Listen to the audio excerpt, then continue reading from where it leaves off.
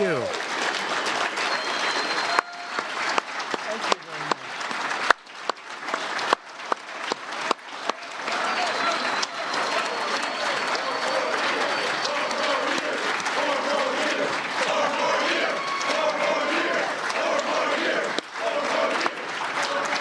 That's great. Well, you know, I wasn't supposed to be here, but I heard Brandon was here, so I said, where's he speaking? Tell me, I better get there, right? But he was with me before I even thought I was going to run. He used to say, him and his little group, they'd say, I hope that guy runs. And that was before I made a decision to run, actually. So you were there before the beginning, right? But I want to thank you all. And I tell you, he loves our country. Your whole group loves our country. And so I heard about you being here, and I said, if you want me, Brandon, I'm yours. If you don't, that's okay, too. I can save a little time. But he said, let's have the president walk over. Numbers just came out. 90% of Americans are satisfied with their personal life. I don't know how you define personal life, because that can be a very big divergence, very big definition. But it just came out in Gallup, I guess, the highest ever recorded. So 90% of Americans right now are satisfied, and that's by far the highest ever recorded. That tells you we're all doing something right. 63% of Americans are very satisfied with President Trump's handling of the economy. That's a very high number. That's the highest in over 20 years. Nearly 6 in 10 Americans say they're better off financially than they were a year ago. 74% say they will be better off in a year from now. That's tremendous optimism, which is a big thing. And 61% of the voters approve of Trump's handling of the coronavirus. And, you know, we did a very early move on that. I was criticized by a lot of people at the beginning because we were the first. We'd never done it before. We closed our borders to certain areas. It's never happened before where we did that. We never closed our borders, but we did it, and we actually did it early, and we took some criticism. Now everyone's saying we did a good job. And, Chad, you've done a fantastic job, and I appreciate it, you and your whole crew. 72% Republicans say that, and what do you have, a very small number of people in the country right now with it? It's like around 12. Many of them are getting better. Some are fully recovered already. So we're in very good shape. And I spoke with President Xi of China, and he's working very hard on this. It's a tremendous problem. But they're very capable, and they'll get to it. There's a theory that in April, when it gets warm, historically, that has been able to kill the virus, so we don't know yet. We're not sure yet, but that's around the corner, so that will be a great thing in China and other places. But we have very strong borders, and that's what we're here to talk to you about today. I thought I'd show this to you because right now we have 122 miles of wall that's been built. And I don't know if you can see this, but it's pretty impressive. These are different pictures, different shots of the wall. This is going up. We have in Arizona. This is in El Paso. We have New Mexico going up. This is the wall going up. They're working at night, as you can see. Either that or it's an extremely dark day. And that crew is, that's also in El Paso. So we're putting it up. The panel on top, just in case people want to know, because I would have loved it without the panel, but actually it's called an anti-climb panel. It makes it very tough to climb over the top. It's designed in a certain way that makes it very, very tough. So, in fact, we've had to bring in the fire departments and things to get people down. They've climbed the wall, sometimes with drugs on their back, oftentimes, and they're great climbers, but they couldn't get over the top anti-climb panel. So if people wonder what that is, I like to say it because it's an incredible thing. It makes it virtually impossible to climb over the top. And we had it designed many different ways. We had them tested, and this was the ultimate wall. This is what they wanted. Here's another shot. This is a shot of a little different section, also under construction. And we'll soon have, we think by the end of the year, we'll be up to over 400 miles.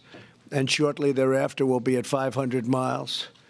And then we'll determine if there's any other area that might need it, but we'll have covered, we think, close to 100% of the area that we wanted. Here's another shot of of a section, the same section actually that's more advanced, and that's the way they put it up. They set it very deep into foundations and concrete, and it's steel with concrete in between. And if you've ever seen it, the bars are steel, they're hollow, and they pour concrete inside and then put rebar in. So they have the rebar first, rebar is the steel, and they put it inside and then they pour the concrete. And because of the tremendous weight, they have to pour the concrete after it's up. So it's a process that's pretty complicated, but pretty good. Otherwise, it would be very hard to put it up. It gets very heavy.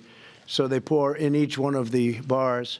And the reason they want the bars, they have to be able to see through, because they want to see who's on the other side. I thought I could put up a nice, simple concrete wall. It would be so nice. I'd just get it done.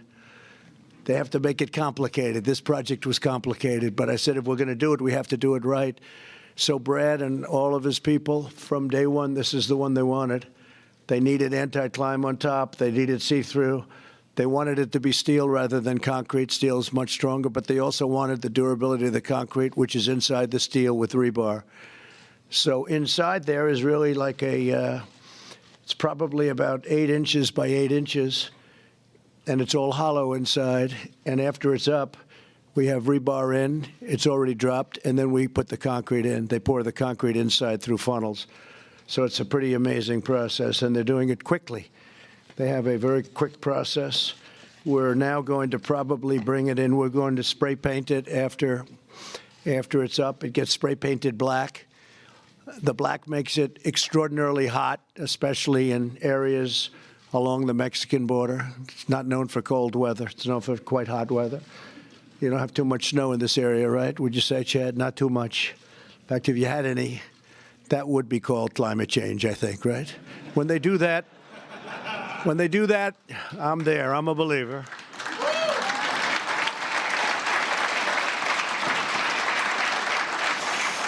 But what you have is when that gets painted black, it becomes virtually untouchable during many parts of the season because of the sun hitting it.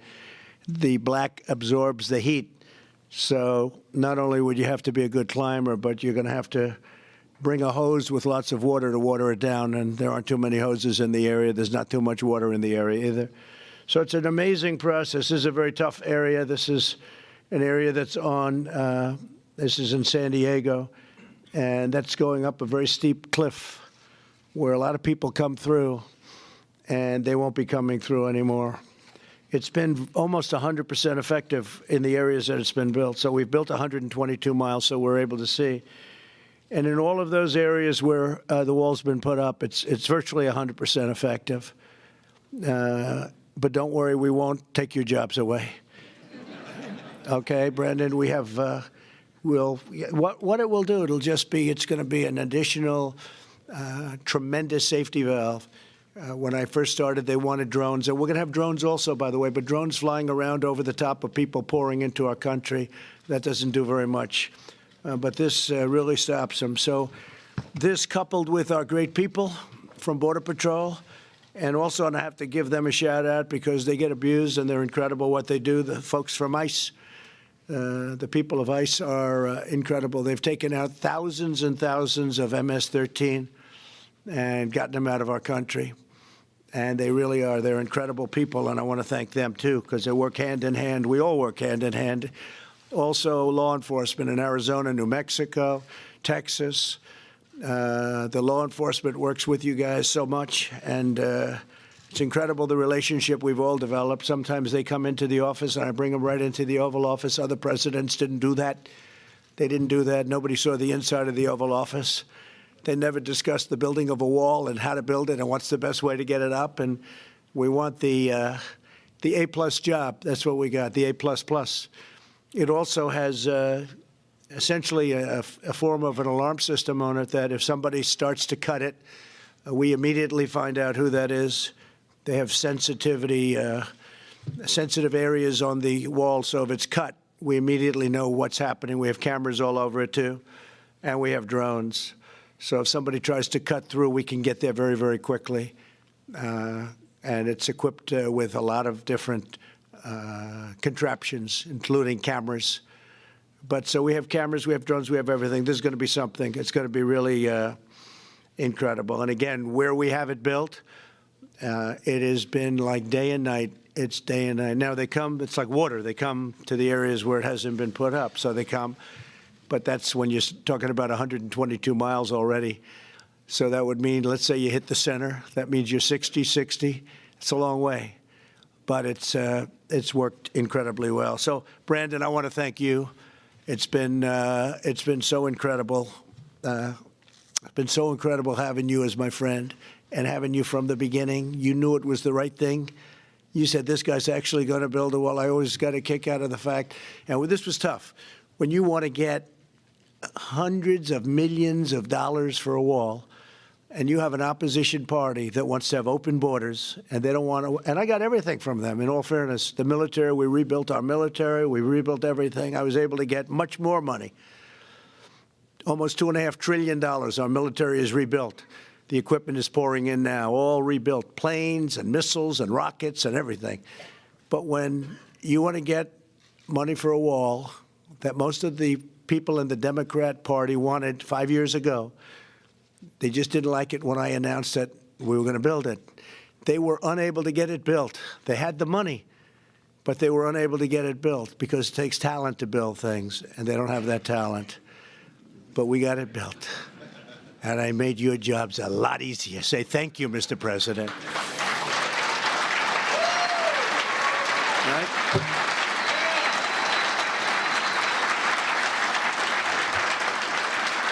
And I'm thrilled to be here today with the National Border Patrol Council and the incredible heroes of the United States Border Patrol. You safeguard our communities like nobody can imagine. Protect our families and defend this country, and the country that we love, you defend so beautifully, and you love this country. You're incredible patriots. It's a tough job, but most of you wouldn't trade that job for any other job. How about you? You want another job? No? Not interested, right? You love what you do, and it's tough, and it's dangerous, can be very dangerous, but you do a job like nobody can do. We also have to thank Mexico. We have 27,000 Mexican soldiers right now on our border, and the numbers have been fantastic, as Chad has either told you or will be telling you. 27,000, think of that, Mexican soldiers, and they're now guarding our border. So I want to thank the President of Mexico, who's doing a terrific job, not an easy situation over there. As long as I'm President of the United States, you will always have a loyal champion in the Oval Office, because I am with you like no president has ever been with you. You know that.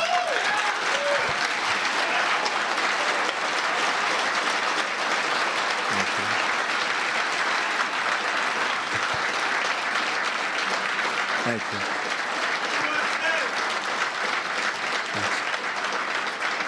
Just like I pledged as a candidate, I have made it my top priority to support our nation's rank and file border agents and, by the way, law enforcement, because law enforcement all over the country is doing an incredible job, and to ensure you have a direct line to the White House, and you have that. You have that. You've always had my back, and I will always have yours. I especially want to recognize the senior leaders of the National Border Patrol Council, including Executive Vice President Paul Perez. Where's Paul? Paul Perez. Paul, stand up, please. Great job, Paul. Great. And Vice Presidents Hector Garza. Thank you, Hector. Long time, Hector, right? And Art Del Cueto. Art Del Cueto. We're getting better with that name, right? I also want to thank John Anfison. And John, you've been fantastic. Thank you very much, John. Stand up, John. Thank you very much, John. I've gotten to know you guys for a long time now, right? It's been a long time, and a lot of progress has been made. Incredible. Really good numbers. Thank you all. And thank you to Acting Secretary Chad Wolf, who has stepped into that position like it was made for him or he was made for it.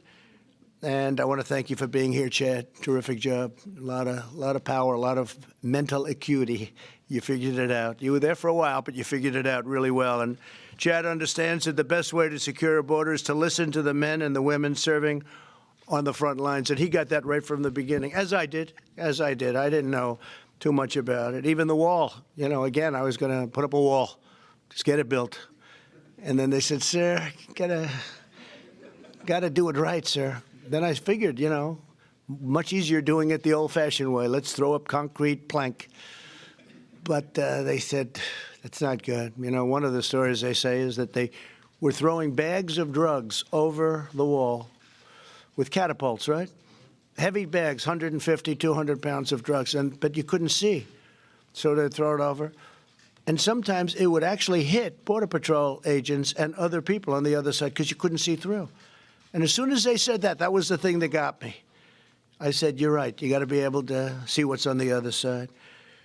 So I want to thank all of you. And to the wives, husbands, sons, and daughters here today, thank you for enduring all of the trauma, all of the work, all of the hours that your husbands and your wives, all of the people go through, because without you, they wouldn't be doing the job they've done, that I can tell you. Thank you very much, and thank you for being here.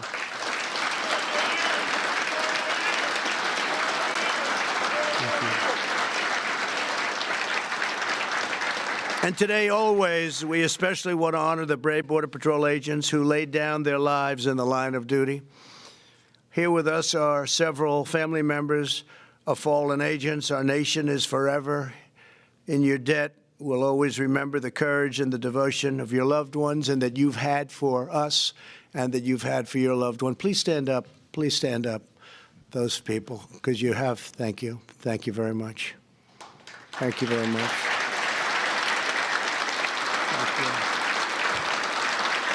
Thank you. Great love. Thank you. Thank you. Thank you very much. From day one, we have fought to give Border Patrol the tools, resources, and support you need on your job. The results have been nothing short of extraordinary. Illegal border crossings have dropped 8 straight months in a row. That's a big number. Illegal crossings are down over 75% since last spring. And this is despite the fact that we have the strongest economy in the history of our country. So there are times when our economy is not good, and we've had those times not so far away, where our economy is not good. It's not the same job. When the economy is not only good, it's the best we've ever had. Many more people come up. Many more people come up when you have governors of California saying, if you come to the United States, we'll give you free health care. We'll give you free medical care. We'll give you college. We'll give you education. We'll give you whatever you want. I sometimes say, we'll give you a Rolls Royce for every family. And the news said, you know that's not true. Why did you say that? They don't understand it. They don't get, actually, they understand it better than we think. But the fact is, we give people a lot. And when you have governors, certain governors in particular, saying that they're going to give so much away, people come that never even thought of coming. So it makes the job more difficult. But really, when you have this great economy, everybody wants it, and we can't let that happen because things will go. And by the way, we do want people coming into our country, but they have to come in legally, and they have to come in through merit. They have to be able to help us. They have to come in through merit. They have to come in legally. It's very important, right?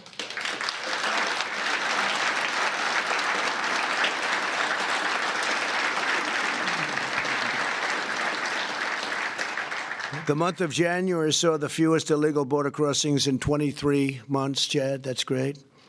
Last year, Border Patrol seized the largest amount of deadly narcotics ever seized. So that's really a tremendous tribute.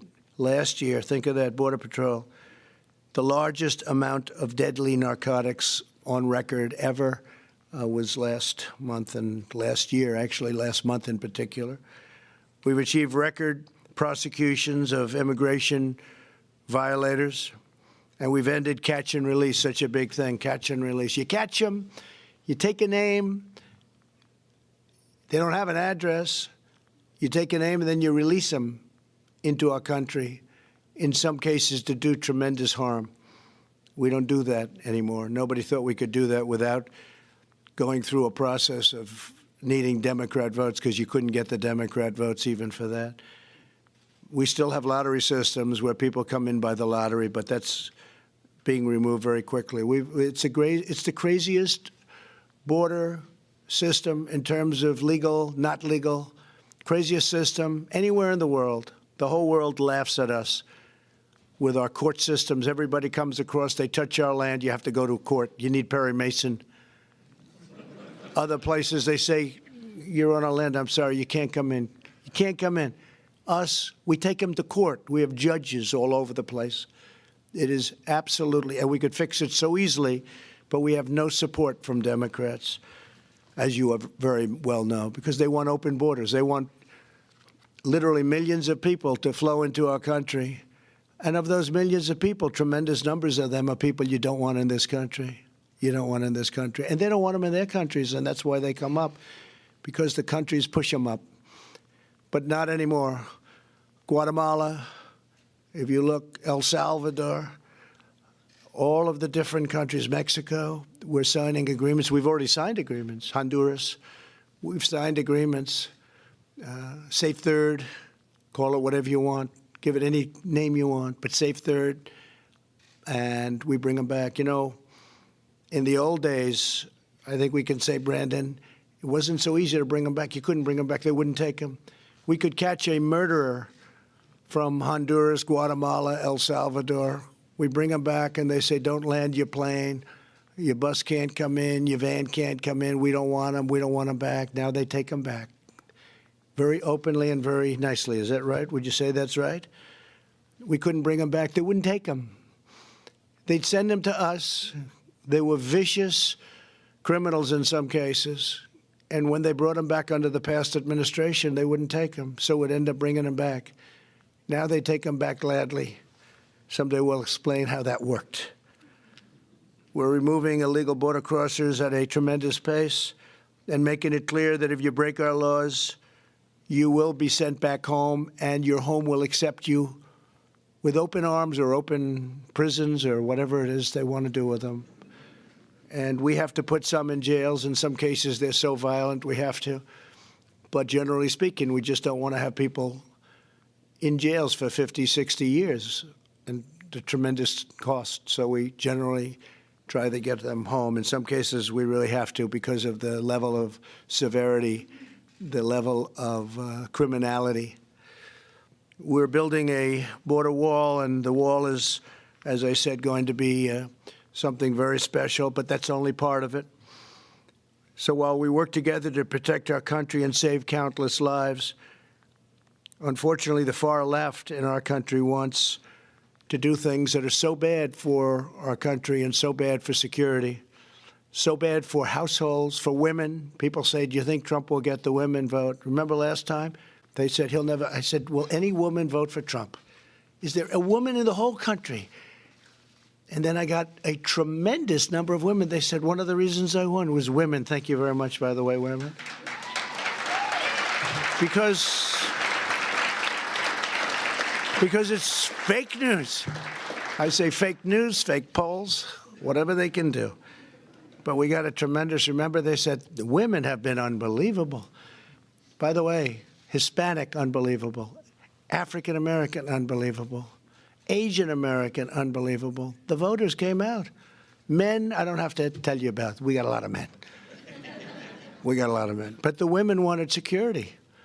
They wanted security. They don't want open borders. And the group we do so well with now is Hispanic because they understand it better almost than anybody at the border. They get it. And they know what we're doing is the right thing. We're not playing games. In San Diego, they were begging us to build a wall because it was being overrun, a certain section, wealthy section, but it was being overrun by illegal immigrants pouring into the neighborhoods and dangerous. And they were, you have no idea, they were begging us. And I said, you know, we're going to do it now, but we probably shouldn't because if we don't, they're going to be promoting, let's go, we got to build the whole thing. But we built, it was approximately 18 miles, right? 18 miles of wall in San Diego. As soon as it was built, they said, we don't want the wall. By the way, all of their problems went away. They actually did want the wall. But they said, we don't want the wall. We don't want the wall. They started playing games. So I said, you know what? We're going to take the wall down and we'll move it over to New Mexico. They said, no, no, no, don't do that. So we haven't heard from them any longer. We haven't heard. You understand that game. So it's been pretty incredible what's happening at our border. In my State of the Union address, I shared the tragic story of Maria Fuentes, a 92-year-old great-grandmother who was allegedly raped, beaten, and murdered by a criminal illegal alien in New York City.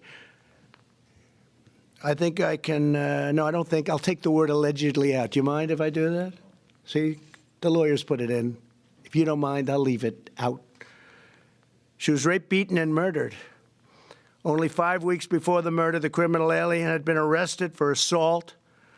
ICE asked for the criminal to be turned over, but instead, he was ordered released under New York City's sanctuary laws. If New York had simply honored ICE's detainer request, very simple thing to do, Maria Fuentes could be with her family right now. And we're deeply moved to be joined this afternoon by Maria's grieving granddaughter, Daria. Where's Daria? Daria Ortiz. Daria, please come up, Daria, please. Daria is joined by her beautiful 5-year-old son. Thank you, Daria. It's a great honor. Thank you very much. Please, thank you very much. Please. Hello, everyone. My name is Daria Ortiz. I'm the granddaughter of Maria Eusebia Fuentes, the 92-year-old woman who was raped and murdered in Queens. I'd like to take this moment to say my grandmother was very generous and educated. She was a woman who dedicated her time to taking care of others. Before coming to America, she worked as a secretary for the president in her native country, the Dominican Republic.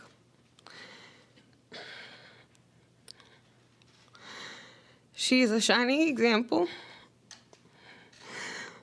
of when people come legally to this country, work hard, and do the right thing, and are law-abiding citizens. My grandmother raised her children and her grandchildren while working hard to give us a future. Unfortunately, my grandmother had to be the example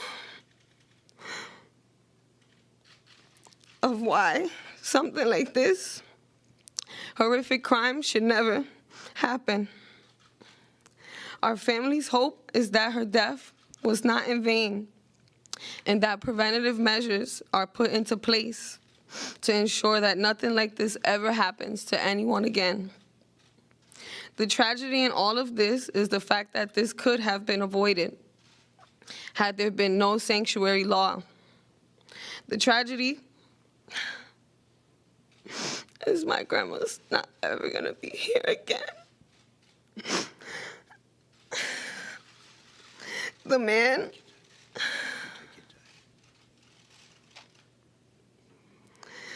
man that is responsible for this should have never had the opportunity to do this. Had his multiple offenses had not been ignored, the system not only failed our family, but it failed our city. Our family would like to thank the administration for acknowledging my family's tragedy and extending their concerns in this tragic time. Thank you very much. Thanks. Thank you. Thank you.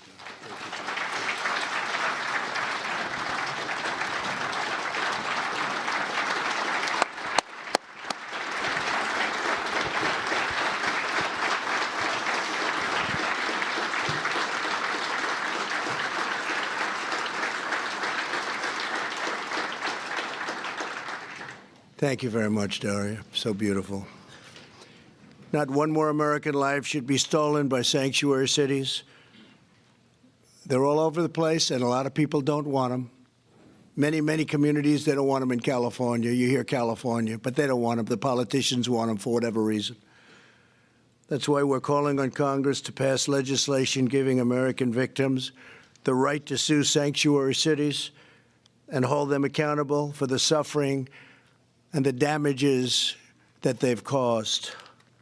American citizens are entitled to safe neighborhoods and safe streets that really the people in this room have provided where they're given the opportunity. With sanctuary cities, they're really not given that opportunity.